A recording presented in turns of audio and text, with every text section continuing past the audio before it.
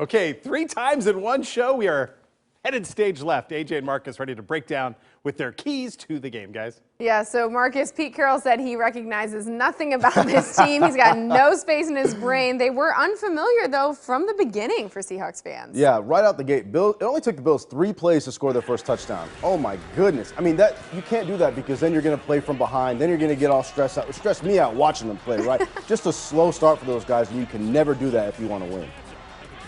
So key 1, a slow start. Key 2, we're talking about the turnovers because we watched the highlights, right, but every time there was a highlight, there was a low light, which was a lot of turnovers for the Seahawks. Right, and so that's the thing is when you have a slow start, you get behind in games, then what do you have to do? You're trying to make it up, and we saw that. We saw Russell Wilson say, okay, I need to go make a play, right, whether it be with my arm or my legs, extend the play as long as I can, whatever it was. But when you start playing behind, you get desperate and you make bad decisions, just like we saw right there. I mean, he's going to throw the ball late over the middle like he can't do.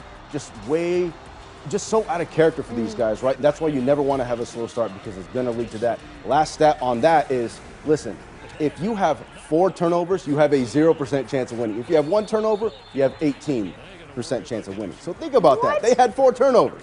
You just can't do it. That is some math, my friends. So last but not least, you're not pleased with the Seahawks defensive backs. I think I know why, but explain quickly. Right, so these guys are bad. Right now, they're bad. And they know that they're bad, right? They've talked about it throughout the season, but the Bills saw that. So what are they going to do? They're going to attack the weakness of the defense, which was the defensive backs. They made them uncomfortable. They really pressed the issue and were super aggressive to those guys.